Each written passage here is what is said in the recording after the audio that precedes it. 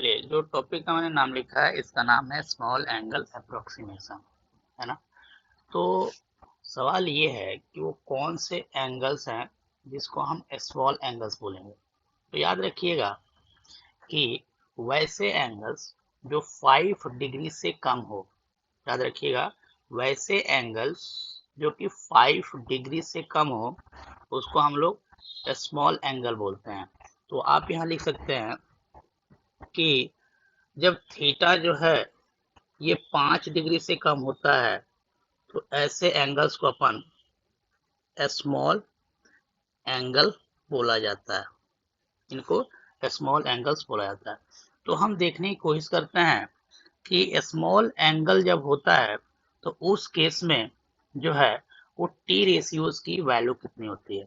तो देखिए, इसको समझने के लिए हम एक राइट एंगल ट्रायंगल बनाते हैं। जैसे सपोज कर लीजिए कि एक राइट एंगल ट्रायंगल है ना, ये एक राइट एंगल ट्रायंगल है और यहाँ पे वो एंगल गिवन है जो कि ये एंगल है थीटा, है ना। आपको पता है कि थीटा के सामने जो होता है ये साइड जो होती है ये परपेंडिकुलर साइड होती है और ये जो राइट एंगल होता है इसके सामने की जो साइड होगी वो हाइपोटेन्यूस होगी, जिसको हम एच से दिखा रहे हैं। और ये जो रिमेनिंग साइड हो गई ये बेस होती है, ये बात अपने को पता है। लेकिन हम यहाँ पे देख पा रहे हैं कि हमने अभी इस थीटा को स्मॉल एंगल अप्रोक्सीमेट नहीं किया है, मतलब इसको मैंने स्मॉल एंगल नहीं माना है। तो हम अगर देखेंगे कि अगर हम थीटा को बहुत स्मॉल कर लें, अगर ये थीटा बहुत स्मॉल होगा तो जो ये वाली साइड है, जो ये वाली साइड है, ये जो है साइड की जो ये एंड है ये कहीं ना कहीं यहाँ आती होगी। क्यों? क्योंकि जब थीटा बहुत स्मॉल हो जाएगा तो ये थीटा यहाँ आ सकता है, this theta is like this. तो हम यहाँ लिखते हैं कि अगर मान लीजिए ये थीटा जो है ये वेरी स्मॉल है, अगर ये थीटा बहुत स्मॉल हो जाए तो हम क्या करेंगे। अगर ये थीटा बहुत स्मॉल हो जाता है तो इस केस में हम अगर राइट एंगल ट्रायंगल को बनाने की कोशिश करें तो हम इस ट्रायंगल को एक नन्हा सा ट्रायंगल में ऐसे ड्रॉ कर सकते हैं। ये थोड़ी सी ड्राइंग तो सही करनी है, चलिए इसको फ्री हैंड से करते हैं। ये जो ट्रायंगल होगा ये बहुत छोटा सा ट्रायंगल होगा। हम देख पा रहे हैं कि दिस इज द थीटा। अब ये जो थीटा है, ये जो थीटा है ये थीटा बहुत स्मॉल है। तो अगर थीटा बहुत स्मॉल हो जाता है तो हम देख पा रहे हैं जो हाइपोटेन्यूस है वो नियर अबाउट बेस वैल्यू के बराबर हो जाएगा, दिस इज पी। तो हमने देखा कि अगर ये थीटा बहुत स्मॉल हो जाए तो ये थीटा बहुत स्मॉल हो जाता है माय डियर डॉक्टर्स, तो होता क्या है कि जी ये जो एच की वैल्यू है वो बेस के नियरली इक्वल हो जाएगा। तो हम यहाँ पे लिख सकते हैं कि if theta goes to very small, अगर थीटा बहुत स्मॉल हो जाए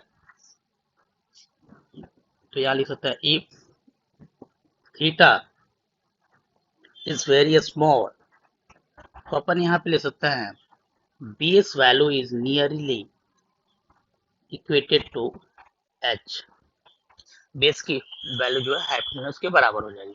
और अगर हम टी रेशियोज की बात करें तो आपको ये बात बहुत अच्छे से पता है कि साइन थीटा की जो वैल्यू होती है वो होती है पी बाई एच, ठीक है। सिंस अपन ये बात जानते हैं कि यहाँ पे एच की वैल्यू हम बेस के बराबर लिख सकते हैं तो साइन थीटा को भी अपन लिख सकते हैं पी बाई बी, एग्री। अगर हम टैन थीटा का फॉर्मूला अगर लर्न करें तो आपको पता है कि टैन थीटा का जो फॉर्मूला होता है ये होता है पी बाई बी के बराबर। तो अगर एंगल बहुत स्मॉल होता है तो बेस वैल्यू जो है हाइपोटेन्यूज के बराबर होती है।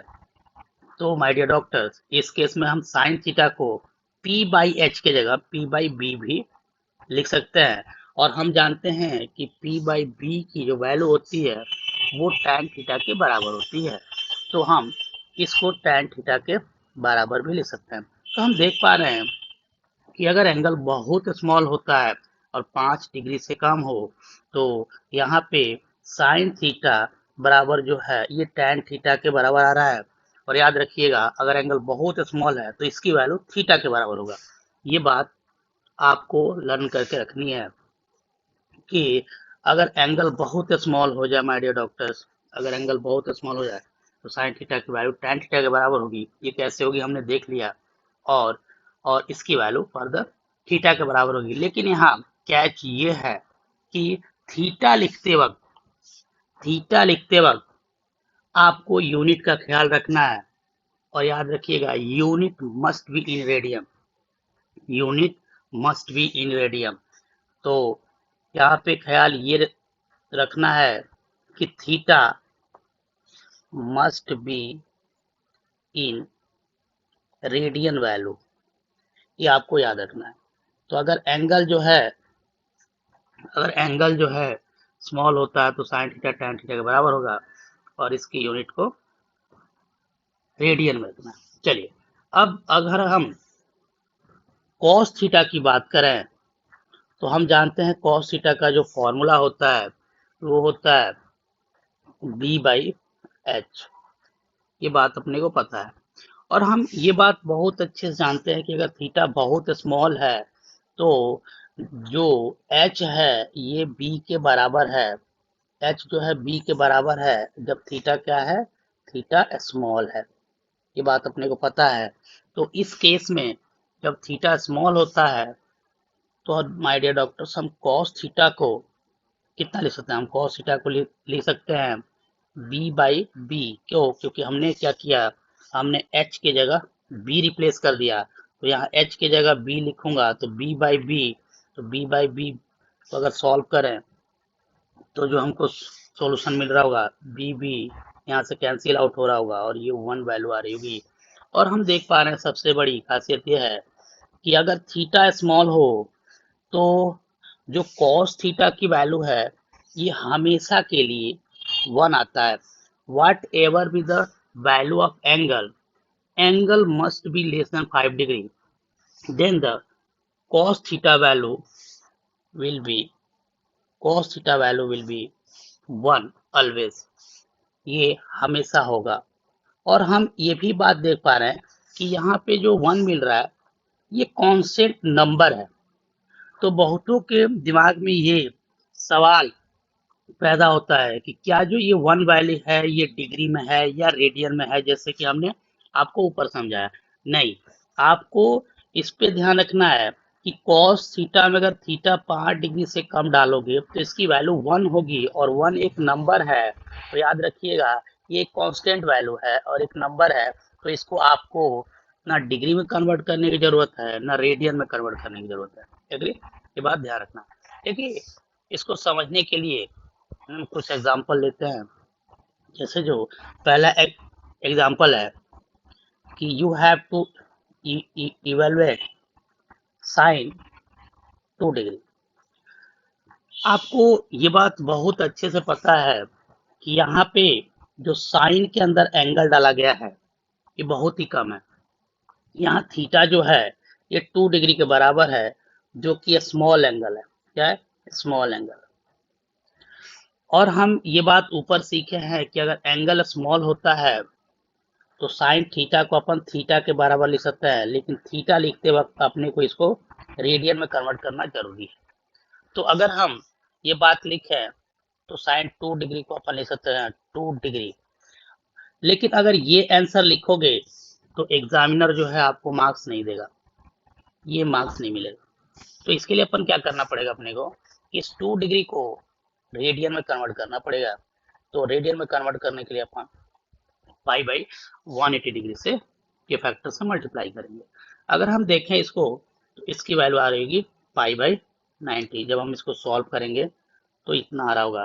तो हम देख पा रहे हैं कि साइन 2 डिग्री की जो वैल्यू आएगी माय डियर डॉक्टर्स वो आएगी पाई/90। ये वैल्यू आ रही, दिस इज द आंसर। अपन पाई की वैल्यू डाल सकते हैं, you know this thing very well कि डेसिमल में नंबर होता है पाई की 3.14 एंड फ्रैक्शन में अगर बात करें पाई की वैल्यू होती है 22/7। एग्री। चलिए अब एक और सवाल लेते हैं। जैसे को आपको बोला गया इवेलुएट cos 4 डिग्री, तो you know this thing very well. Here theta which is given to you is 4 degree, which is known as very small angle.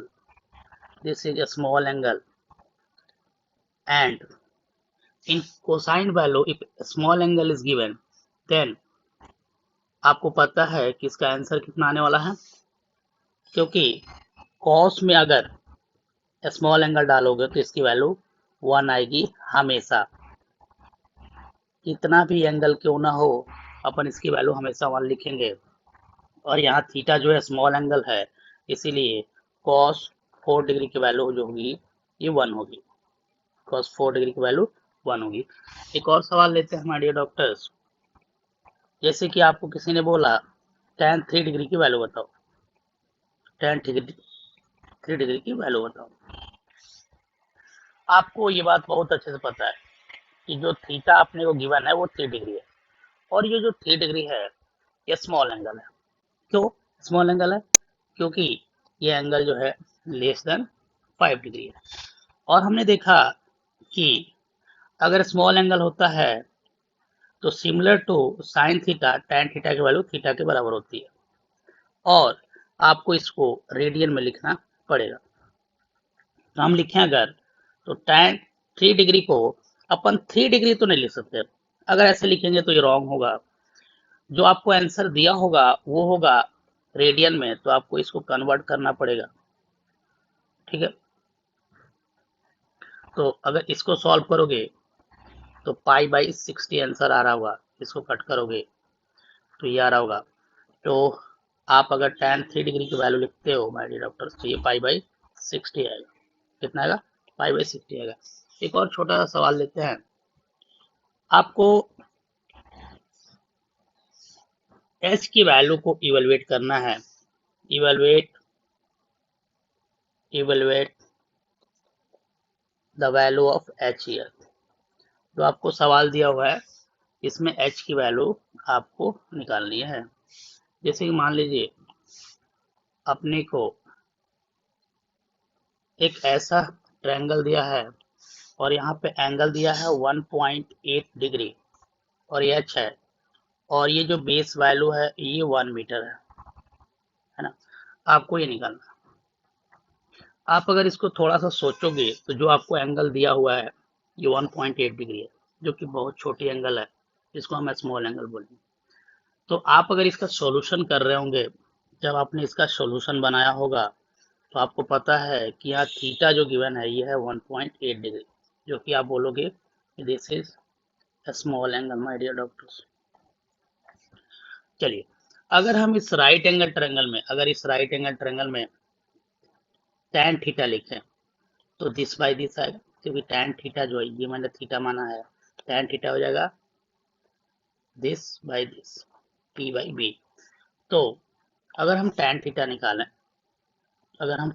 निकालते हैं तो अपन लिखेंगे h बाई बी, और b कितना दिया हुआ है? 1 मीटर दिया हुआ है। ठीक डॉक्टर्स। और हम थीटा देखें तो थीटा आपको पता ही है कि 1.8 डिग्री है, तो हम लिख सकते हैं tan 1.8 degree is equal to h upon 1 metre. इसको फर्दर अगर सॉल्व करें तो h की वैल्यू आ जाएगी 1 मीटर इंटू tan 1.8 डिग्री।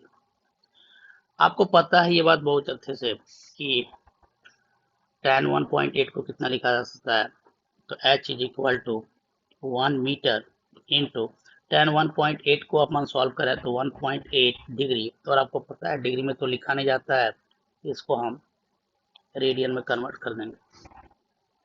तो इसको सॉल्व करोगे तो इसको आप 100 से डिवाइड कर सकते हो, तो h की जो वैल्यू आपको मिल रही होगी वो मिल रही होगी π/100 मीटर। अगर आप इसको सेंटीमीटर में कन्वर्ट करोगे तो आपको पता है मीटर को सेंटीमीटर में कन्वर्ट करने के लिए अपन 100 सेंटीमीटर से मल्टीप्लाई करते हैं। तो आप अगर इसको मीटर में कन्वर्ट करना चाहते हो, सेंटीमीटर में कन्वर्ट करना चाहते हो तो 100 से मल्टीप्लाई करना होगा दिस मच सेंटीमीटर, तो आपको एच की वैल्यू आ रही होगी 5 centimetre. This the answer. Okay, thank you to all.